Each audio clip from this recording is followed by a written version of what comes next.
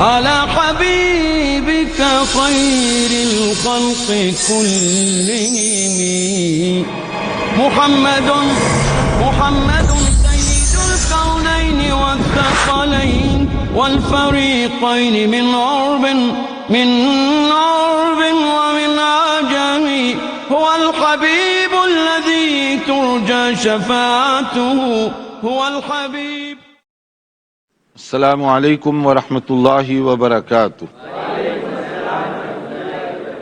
الحمد للہ رب العالمین وصلی اللہ وسلم علی نبینا محمد وعلی آلہ وصحبہ اجمعین ومن تبعہ باحسان الی یوم الدین. اما بعد. بلوغ المرام جو حدیث کی مشہور کتاب ہے، اس کا ترتیب کے ساتھ مطالعہ اور اس کا خلاصہ آپ کی خدمت میں پیش کیا جا رہا ہے تاکہ ہم اپنی روز مرہ کی زندگی قرآن و سنت کے آئینے میں سجا اور سنوار سکیں، قرآن و سنت کے ذریعے سے اس کو روشن کر سکیں. قرآن ہم سے کیا چاہتا ہے، قرآن ہم سے کیا مطالبہ کرتا ہے، اور قرآن کے سلسلے میں ایک مسلمان کی ذمہ داریاں کیا ہیں. حدیث ہم سے کیا چاہتی ہے، حدیث کیوں پڑھیں، حدیث کی اہمیت اور افادیت کیا ہے، اس کو سمجھنے میں بہت سارے لوگوں نے کوتاہی اور کمزوری برتی. اللہ تعالیٰ نے حدیث کو اس طرح سے محفوظ فرمایا کہ دنیا کے کسی بھی علاقے کا رہنے والا آج، جبکہ نبی کریم صلی اللہ علیہ وسلم کو دنیا سے رخصت ہوئے صدیاں بیت گئیں، مگر آج بھی اگر کوئی سنت کے مطابق وضو کرنا چاہے، نہانا چاہے، کھانا چاہے، پینا چاہے، لیٹنا چاہے، چلنا چاہے، تو سنت اس کی رہنمائی کر رہی ہے، حدیث اس کی رہنمائی کر رہی ہے. حدیث میں محدثین نے وہ تمام چیزوں کو ریکارڈ کر دیا تاکہ کبھی کوئی گوشہ ایسا تشنا نہ رہے، ڈارک نہ رہے، جس میں لوگ یہ کہیں کہ ہم چاہتے ہیں حدیث کو سمجھیں، ہم چاہتے ہیں کہ نبی صلی اللہ علیہ وسلم کے طریقے کے مطابق عمل کریں، مگر ہمارے پاس کوئی کتاب نہیں، ہمارے پاس کوئی ذریعہ نہیں. اللہ نے سارے ذرائع محفوظ کر دیے ہیں. یہ کیسے ممکن ہے؟ اللہ تعالیٰ نبی کو ساری دنیا کا رسول بنا کر بھیجے، آپ کی شریعت آخری شریعت ہو، قیامت تک کوئی نبی نہ آئے اور نبی کی تعلیمات محفوظ نہ ہو. کیا یہ بات سمجھ میں آ سکتی ہے کہ نبی کی تعلیمات محفوظ نہیں اور کہا جا رہا ہے نبی کو فالو کرو، نبی کی اتباع کرو؟ من یطع الرسول فقد اطاع اللہ، سورہ نساء آیت نمبر 80. کہا گیا جو اللہ کے رسول کی اطاعت کرے گا، پیروی کرے گا. فرمایا قل ان کنتم تحبون اللہ فاتبعونی، کہ اگر تمہیں اللہ سے محبت ہے تو رسول اکرم صلی اللہ علیہ وسلم کی اتباع کرو. اگر میں اتباع کرنا چاہوں، میں آپ کی اطاعت کرنا چاہوں، میں آپ کی پیروی کرنا چاہوں، کون سا راستہ ہے وہ، کون سے ذرائع ہیں وہ جس کے ذریعے سے میں پیروی کر سکتا ہوں؟ وہ یہی حدیث کے ذریعے ہیں، احادیث کی کتابیں ہیں، سنت اور سیرت سے بھری ہوئی کتابیں ہیں، جس کے ذریعے سے میں آج بھی رسول اللہ صلی اللہ علیہ وسلم کی اتباع کر سکتا ہوں. جیسے آپ نے دیکھا صحابہ کرام نے اتباع کی، جیسے تابعین کا طریقہ رہا ہے. اللہ تعالیٰ نے یہ دین چونکہ قیامت تک کے لیے محفوظ فرمایا تو اتباع کے طریقے بھی محفوظ فرما دیے. کوئی آدمی یہ نہ سمجھے کہ پتہ نہیں حدیثیں ہیں یا نہیں ہیں، نبی کی سنت محفوظ ہے یا نہیں ہے. اگر نبی کی سنت محفوظ نہیں ہے، دین آخری کیسے ہوا پھر؟ اگر نبی کا طریقہ محفوظ نہ ہو، شریعت آخری کیسے ہوئی پھر؟ تو شریعت آخری ہے اور بعد میں کوئی نبی آنے والا نہیں. اللہ تعالیٰ نے آپ کی تعلیمات کو ایسے محفوظ فرما دیا، کسی بھی جگہ کا رہنے والا اس پر آسانی کے ساتھ عمل کر سکتا ہے. اسی لیے ہم نے حدیث کی کتاب جو اتباع رسول کا بہت بڑا ذریعہ ہے، جو سیرت رسول کو پہچاننے کا بہت بڑا ذریعہ ہے، قرآن مجید کی تفسیر کو سمجھنے کا سب سے بڑا ذریعہ ہے، نبی کریم صلی اللہ علیہ وسلم کے طرز زندگی کو سمجھنے کا سب سے بڑا ذریعہ ہے، اس کا ہم نے یہ سلسلہ شروع کر رکھا تھا. اور الحمدللہ ترتیب سے ہم نے کوشش کی کہ اس کے ابواب اور اس میں پائی جانے والی احادیث، اس کا خلاصہ اپنے معززین تک پہنچائیں. گزشتہ ہم نے اپنے لیکچر میں نظر کے بارے میں بہت ساری باتیں بتائیں، جس کا خلاصہ یہ کہ آدمی جو وعدہ کرتا ہے اللہ تعالیٰ سے کہ میرا یہ کام ہو جائے تو میں یہ کام کروں گا، اس کو نظر کہتے ہیں. اور نظر بنیادی طور پر ریکمینڈڈ نہیں ہے، پسندیدہ نہیں ہے، کیونکہ اللہ کے ساتھ آپ گویا مشروط وعدہ کر رہے ہیں. پسندیدہ چیز یہ ہے کہ آپ خود خیرات کر دیں، صدقہ کر دیں، اللہ کے ساتھ شرط بازی نہ کریں کہ یہ کام ہوگا تو میں دوں گا، نہ ہوا تو آپ نے وہ کام نہیں کیا، تو گویا نیکی آپ نہیں کرنا چاہتے، اس لیے نظر اتنی پسندیدہ نہیں۔ دوسری یہ کہ اگر کرنی ہی ہے اللہ کے نام پر، اور اس کے ساتھ یہ ادب بتایا گیا معصیت اور گناہ کے کوئی کام میں نظر اگر کر بھی لے کہ میں فلاں اپنے رشتہ دار سے ملاقات نہیں کروں گا، نیک فلاں کام نہیں کروں گا، مسجد میں نماز کے لیے نہیں جاؤں گا، وغیرہ وغیرہ، برائی کے لیے، غلط چیزوں کے لیے اگر کوئی نظر کرے تو حکم یہ ہے کہ اس کو توڑ دیا جائے۔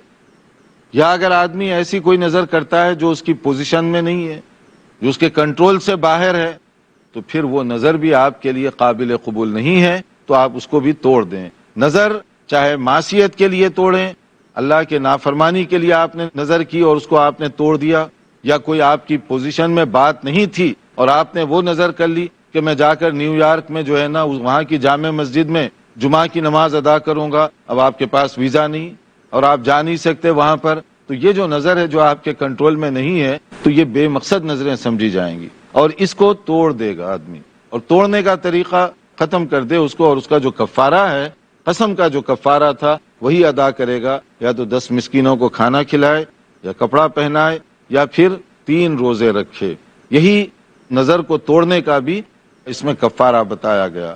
اب اس میں اگر کوئی اچھے کام کے لیے نظر کرتا ہے، مثال کے طور پر آپ کہتے ہیں کہ میرا یہ کام ہو جائے تو میں 2 نفل روزے رکھوں گا، وہ رکھ لیں آپ، اور کام نہ بھی ہو تو رکھیں، اس لیے کہ یہ نیکی کی بات ہے، اور آپ اللہ تعالیٰ کے ساتھ اس طرح مشروط نہ کریں کہ میرا کام ہوگا تو عبادت کروں گا ورنہ نہیں کروں گا میں، نہیں، عبادت آپ کرتے چلے جائیے، اگر وہ آپ کی بات نہیں بھی ہوئی تو اللہ کی حکمت ہے، اللہ تعالیٰ کی طرف سے کوئی نہ کوئی مشیت ہے، اسی لیے آپ جو ہے مشروط عبادت نہ کریں، کرتے چلے جائیے، مصیبت نہیں ٹلی پھر بھی آپ نے جو ارادہ کیا اس کو پورا کریں، یہ اصل میں صحیح اور مناسب طریقہ ہوگا۔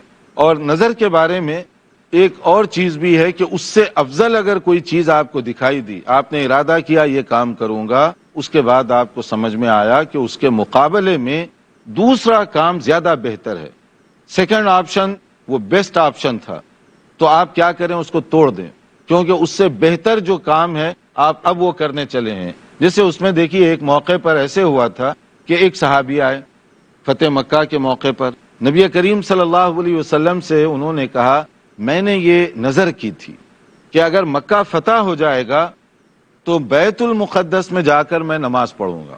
اب بیت المقدس اور مکہ بہت ڈسٹینس ہے، دونوں کے درمیان بہت فاصلہ ہے، اور اس زمانے کا جو ٹریولنگ سسٹم تھا، یا اونٹ یا گھوڑا، عام طور پہ اسی کے ذریعے سے وہ سفر کیا کرتے، یا پھر پیدل جائیں، تو اس کے لیے بڑی مشقت تھی ان کو، اور وہ ہیں مکہ مکرمہ میں، اور اب وہ جا کر بیت المقدس میں نماز ادا کریں گے، تو نبی صلی اللہ علیہ وسلم نے ان سے کہا صلی ہا ہونا، یہیں پر نماز پڑھ لو تم، کیونکہ مسجد حرام جو ہے کعبۃ اللہ بیت المقدس کے مقابلے میں بہت اونچا ہے، بہت عظیم ہے، تو آپ نے جو اس سے کم، بیت المقدس بھی ٹھیک ہے، مقدس جگہ ہے، لیکن مسجد حرام کے مقابلے میں اس کا درجہ کم ہے، تو آپ جو ہے سیکنڈ آپشن پر جانے کے بجائے اس سے بہتر اور افضل جو چیز ہے اس کو اختیار کریں۔ تو آپ نے کہا کہ یہاں پر پڑھیں، تو اب انہوں نے کہا کہ اللہ کے نبی، شاید ان کو غلط فہمی ہوگی کہ میری بات پوری طرح میں سمجھا نہیں سکا نبی صلی اللہ علیہ وسلم کو، تو انہوں نے کہا میں نے تو نیت کی تھی بیت المقدس کی،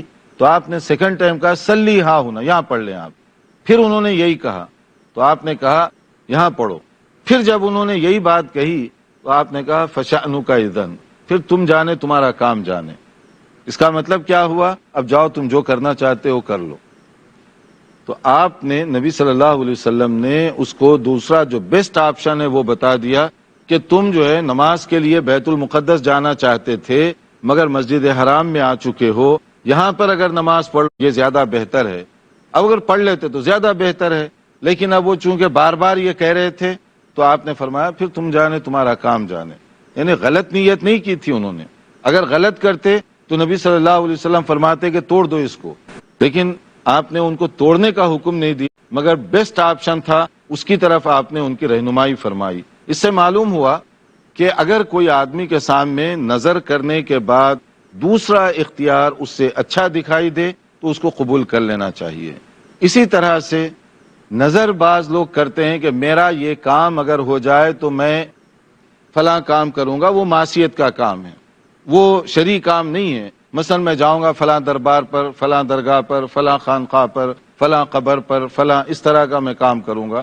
یا بعض لوگ کہتے ہیں کہ اگر میرا یہ کام ہو جائے تو فلاں قبر پر یہ چادر چڑھائی جائے، نظر کی چادر۔ اسی لیے مشہور ہے نا نیاز کا کھانا، نظر کی چادر، یہ بہت زیادہ مشہور ہے۔ اور بعض درگاہوں پر، خانقاہوں پر، مزاروں پر لکھا ہوا ہوتا ہے نیاز کے بکرے ادھر جمع کرائیں، نیاز کی مرغیاں ادھر جمع کروائیں۔ تو مطلب ہے کہ وہ ڈیوائڈ کر رہے ہیں اور لوگ جو ہے وہاں لے جاتے ہیں ان چیزوں کو۔ اس کا حکم کیا ہے؟ کیا یہ کر سکتے ہیں؟ انتظار کیجئے ایک مختصر وقفے کا، انشاءاللہ بریک کے بعد حاضر ہوں گے۔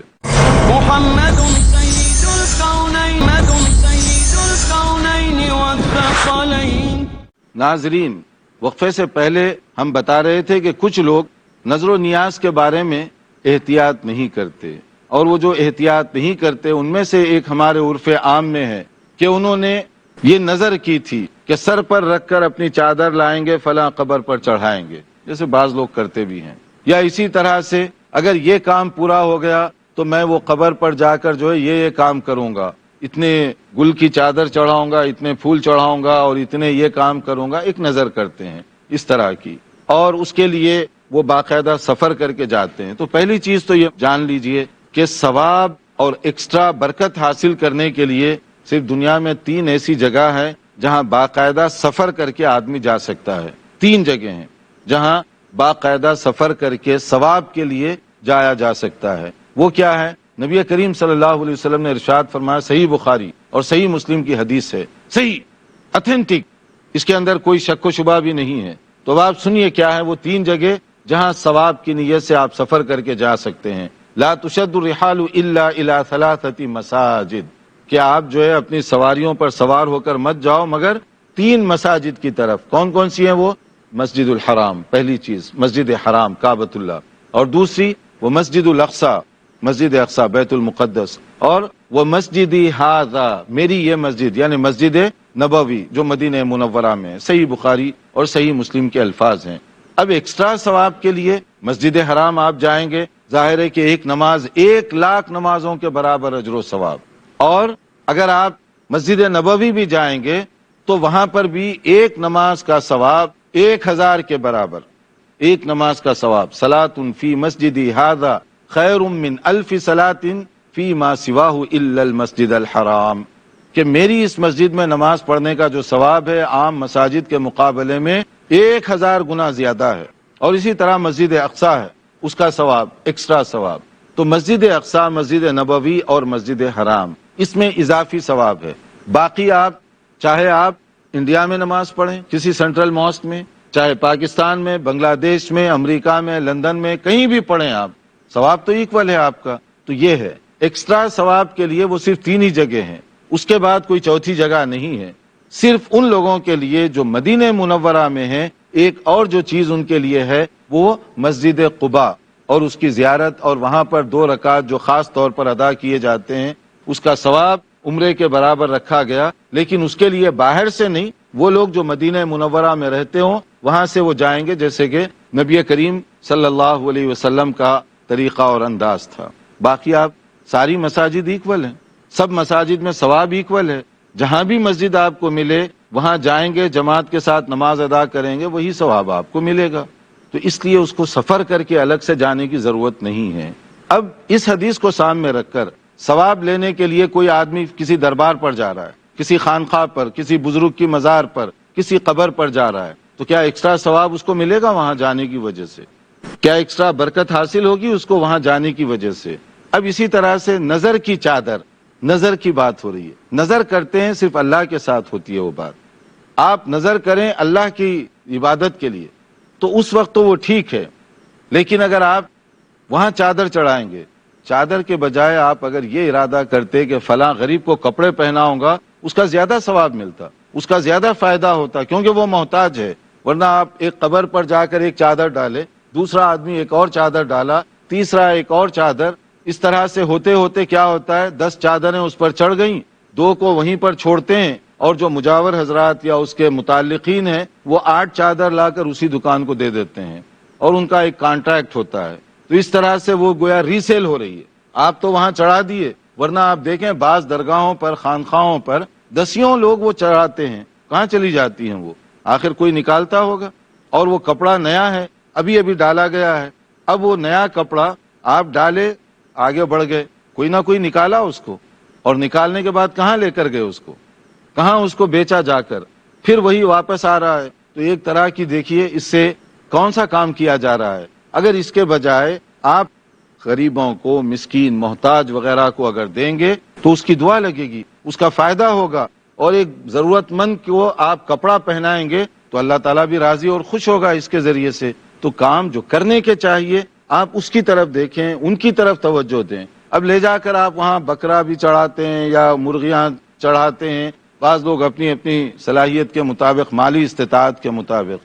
اس کے بجائے آپ یہ معلوم کریں کہ بعض ایسے لوگ ہیں جو فاقے سے مر رہے ہیں، جو بھوکے ہیں، جو پیاسے ہیں، ان کو آپ دیں، چاہے کھانا دیں، ان کو کپڑا دیں، چاہے کسی اور انداز سے ان کی مدد کریں۔ اللہ تعالیٰ کو شاید آپ کی یہ ادا پسند آ جائے، اور ان کو کھلانے کی وجہ سے اور ان کو پہنانے کی وجہ سے اللہ تعالیٰ قیامت کے دن ہماری نجات فرما دے، ہماری مغفرت فرما دے۔ تو نظر عام طور پر لوگ کہتے ہیں کہ میری یہ مصیبت ٹل گئی تو میں فلاں کے دربار پر جاؤں گا اور اتنی چادریں چڑھاؤں گا، میں فلاں کے دربار پر جاؤں گا، اتنے کام کروں گا۔ اللہ نے مصیبت دور کی، آپ شکریہ ادا کر رہے ہیں مخلوق کا، اللہ نے بلا ٹالی اور آپ جا کر شکریہ ادا کر رہے ہیں قبر والوں کا۔ اس کے بجائے تو دیانتداری، انصاف کا تقاضا یہ ہے کہ یا اللہ تیرا شکر ہے کہ تو نے میرے بچے سے یہ مصیبت دور فرمائی، میں تیری دین کی خاطر یہ کام کروں گا، میں غریب جو بندے ہیں تیری رضا کے لیے، تیری خوشنودی حاصل کرنے کے لیے ان کی مدد کروں گا، ان کے لیے میں یہ کام کروں گا۔ اللہ تعالیٰ اس سے راضی بھی ہوگا، اللہ تعالیٰ اس سے خوش بھی ہوگا۔ مثلا کوئی آدمی ایکسیڈنٹ میں، مثال کے طور پہ اللہ محفوظ رکھے، کوئی آدمی اگر ایکسیڈنٹ میں اس کو حادثہ ہو جاتا ہے اور اس کے بعد وہ بچ گیا، معمولی سا نقصان ہوا، وہ اگر عمرہ کرنے کے لیے چلا جائے زیادہ ثواب ملے گا، یا کسی خانقاہ دربار پر جائے گا تو ثواب زیادہ ملے گا؟ اللہ نے بلا ٹالی، آپ جائیے، اللہ کا شکریہ ادا کیجئے، اللہ تعالیٰ کے لیے آپ مسجد حرام پہنچیے، عمرہ ادا کیجئے، عبادت کیجئے وہاں پر، یا آپ کسی غریب کے ساتھ کوئی مدد کیجئے، یا پھر چلے جائیے کسی ہاسپٹل، وہاں کوئی مریض ہے، پریشان حال ہے، تو آپ اس مریض کے لیے تھوڑی دیر وہاں پر ٹھہریں، اس کی ہیلپ کرنے کی کوشش کریں کہ اللہ تعالیٰ نے مجھے اس مصیبت سے محفوظ رکھا، میں جو آدمی بیمار ہے، ضرورت مند ہے، ہاسپٹل میں ہے، پریشان ہے، اس کی پریشانی میں کچھ سپورٹ کروں گا، تو یہ اس کے لیے زیادہ بہتر شکل ہوگی۔ تو اس لیے نظر جو ہم لوگ کرتے ہیں کبھی کبھی سوچے سمجھے بغیر، کہ کرنے والا ہم کہتے ہیں اللہ تعالیٰ ہے، فائدہ اور نقصان پہنچانے والا کون ہے؟ اللہ تعالیٰ ہے۔ جب اللہ تعالیٰ ہے، اللہ تعالیٰ کی طرف سے کرم فرمائی ہو، پھر شکریہ کس کا ادا کرنا چاہیے؟ اللہ کا۔ لئن شکرتم لأزیدنکم، اگر تم میرا شکریہ ادا کرو گے، اللہ نے فرمایا اور زیادہ دوں گا۔ وَلَئِن كَفَرْتُمْ، اگر تم ناشکرے بن جاؤ گے، کفر کرو گے اللہ تعالیٰ کے ساتھ، تو پھر کیا ہوگا؟ میرا عذاب بڑا سخت ہوگا ان لوگوں کے لیے جو اللہ تعالیٰ کے ناشکرے ہیں، اللہ تعالیٰ کی نعمتوں سے فائدہ اٹھاتے ہیں مگر اس کا شکریہ ادا کرنے کے لیے تیار نہیں ہیں۔ اگر آدمی اچھے کام کی نیت کرے، اس کو پورا کرے، جیسے حضرت عمر رضی اللہ عنہ نے ایک مرتبہ نبی صلی اللہ علیہ وسلم سے دریافت کیا کہ انی نظرت فی الجاہلیہ ان اعتکف لیلۃ فی المسجد الحرام، کہ میں نے ایک مرتبہ یہ نیت کی تھی کہ مسجد حرام میں ایک رات گزاروں گا، اعتکاف، اسلام سے پہلے کی بات ہے، تو کیا یہ پورا کروں؟ تو جو نو مسلم ہیں ان کو بھی یہ سمجھنا چاہیے کہ اگر کوئی اچھے کام کے لیے انہوں نے اسلام سے پہلے بھی کوئی ارادہ کیا تو اسلام قبول کرنے کے بعد اس کو جاری رکھیں، گناہ کے کام کا ارادہ کیا اس کو توڑ دیں۔ تو نبی صلی اللہ علیہ وسلم نے فرمایا فَأَوْفِ بِنَذْرِكَ، تو آپ اپنی نظر پوری کریں۔ نظر تو آپ نے پہلے کی تھی مگر اچھے کام کے لیے، کہ مسجد حرام میں ایک دن گزارنے کی آپ نے نظر کی تھی، پھر اس کا اعتکاف کریں۔ یہ صحیح بخاری اور صحیح مسلم کی حدیث ہے۔ تو ان ساری چیزوں کا خلاصہ یہ کہ نظر کا تعلق انسان اور بندے کے درمیان ہونا چاہیے۔ نظر آپ اگر ماننا چاہتے ہیں تو اللہ سے، اور اس کو اللہ تعالیٰ کی رضا کے لیے پورا کریں۔ نافرمانی کے کاموں میں نظر نہیں ہوتی، برائی کے کاموں میں نظر نہیں کی جاتی۔ اگر کر بھی لیا کوئی آدمی تو اس کو توڑ کر اللہ کو راضی کرنے والے کام کریں۔ اور یہ یقین جانے نفع اور نقصان یہ سارے فیصلے کرنے والا اللہ تعالیٰ ہے۔ وَإِن يَمْسَسْكَ اللَّهُ بِضُرٍّ فَلَا كَاشِفَ لَهُ إِلَّا هُوَ وَإِن يَمْسَسْكَ بِخَيْرٍ فَهُوَ عَلَى كُلِّ شَيْءٍ قَدِيرٌ۔ خیر کا نفع نقصان جو بھی ہوتا ہے فیصلہ اللہ کی طرف سے ہوتا ہے۔ یہاں ہم رکتے ہیں، اگر سوالات کوئی آپ کے ہوں تو۔ جی السلام علیکم شیخ، وعلیکم السلام۔ جیسے کہ آپ نظر کے بارے میں بتا رہے تو مجھے یہ کنفیوژن تھا کہ جیسے نارمل ٹائم پہ بولتے ہیں بچوں کو کہ بچوں کو بری نظر لگ گئی، تو یہ وہ نظر سے ڈفرینس ہے کیا؟ ہاں، اور ایسا صحیح میں ہوتا ہے کیا؟ آپ نے جو سوال کیا کہ کسی پر نظر لگ جانا، وہ ہے نون زوئے رے، اور یہ نظر ہے نون ذال رے۔ یہ نظر الگ ہے، وہ نظر الگ ہے۔ تو وہ جو نظر ہے جس کو ہم کہتے ہیں ایول آئی، بری نظر لگنا، کسی کی نظر کی وجہ سے کسی کو نقصان، یہ ہو سکتا ہے، کیونکہ ہر ایک کی نظر میں کوئی تاثیر ہو سکتی ہے۔ ضروری نہیں کہ کس کی نظر آپ کو نقصان پہنچائے، لیکن یہ ہوتا ہے، اور یہ شرعی مسئلہ بھی ہے، اور مختلف سائنسدان وغیرہ اس پہ تو بڑی تحقیقات کیے ہیں۔ مختلف جو چیزیں ہیں، مسمرزم، یہ وہ سب یہ نظر کا ہی کمال ہے، اس میں زیادہ تر نظر کا انوالومنٹ ہے۔ تو بعض نظریں ہوتی ہیں اس کے اندر ایک عجیب و غریب قسم کی تاثیر ہے۔ صحیح بخاری کی حدیث ہے جس میں نظر کے بارے میں کہا گیا العین حق، اس کو عین کہتے ہیں عربی زبان میں، جو آپ نظر مراد لے رہے ہیں۔ اور یہ جو نظر ہے ایک طرح سے ارادہ کرنا، کوئی بھی کام کرنے کا ارادہ کر لینا، میری یہ بلا ٹل گئی تو میں اللہ کے لیے یہ کام کروں گا، یہ اگریمنٹ اور یہ جو وعدہ ہے اس کو نظر کہا جاتا ہے۔ اس کا شرعی علاج کیا ہے؟ کیونکہ جب ایسا کچھ ہوتا ہے نا، لوگ نمک ایسا اتارتے ہیں، پھر وہ ہنڈا کلچی تھالی پانی بہت ساری کریائیں کرتے ہیں، تو اس کا شرعی علاج کیا ہے؟ یہ جو پانی ابالنا، آگ گھمانا، یہ جو ہے نا نظر کو بڑھانے والی چیزیں ہیں، تکلیف کو بڑھانے والی چیزیں ہیں۔ اس کا صحیح علاج وہی ہے جو شریعت میں بتایا گیا، رقیہ شرعیہ۔ اس کے لیے قل اعوذ برب الناس، قل اعوذ برب الفلق، معوذتین جو ہیں، اور بعض دعائیں جو احادیث میں بتائی گئی ہیں وہ آپ پڑھ کر پھونک دیا کریں، انشاءاللہ شفا ہوگی۔ السلام علیکم۔ وعلیکم السلام۔ آپ نے بتایا کہ جو نظر مانے وہ اس کو اللہ ہی کا شکر ادا کرنا چاہیے، کیونکہ اللہ اس کے کام کو پورا کرتا ہے۔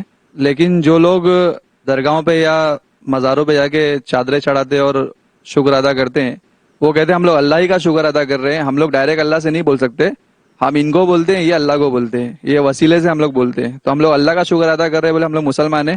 آپ لوگ بولے غلط فہمی مت آئیے۔ دیکھیے، کسی کے مسلمان ہونے یا نہیں ہونے کا فیصلہ تو وہ اور اللہ تعالیٰ کے درمیان ہے، لیکن ہم یہاں پر یہ کہیں گے کہ آپ جو کام اللہ کے لیے کر رہے ہیں، مسجد میں چلے جائیے، مسجد میں اللہ کا شکر ادا کیجیے، گھر میں آپ جو ہے نماز پڑھیے اللہ کا شکر ادا کرنے کے لیے، اللہ کے دین کے لیے کوئی صدقہ خیرات وغیرہ کیجیے تاکہ اس کا فائدہ ہو سکے۔ کیوں آپ وہ کام کرتے ہیں جس سے منع کیا گیا، پھر آپ کو ایکسپلینیشن دینی پڑ رہی ہے کہ ہماری نیت یہ ہے، ہمارا ارادہ یہ ہے۔ تو اگر آپ کی نیت اللہ کو راضی کرنے کی ہے، اللہ کا شکر ادا کریں، گھر میں 2 رکعت نماز پڑھیں، کوئی اور صدقہ اور خیرات کریں تاکہ آپ کی عبادت براہ راست اللہ کے ساتھ ہو سکے۔ ہمارے اور بھی سوالات ہیں، لیکن یہاں چونکہ ہمارا وقت بہت محدود ہے تو یہیں پر ہم اپنے پروگرام کو روک رہے ہیں۔ انتظار کیجئے ہمارے آئندہ لیکچر کا، حاضر ہوں گے انشاءاللہ مزید معلومات کے ساتھ۔ والسلام علیکم ورحمۃ اللہ وبرکاتہ۔ مولاي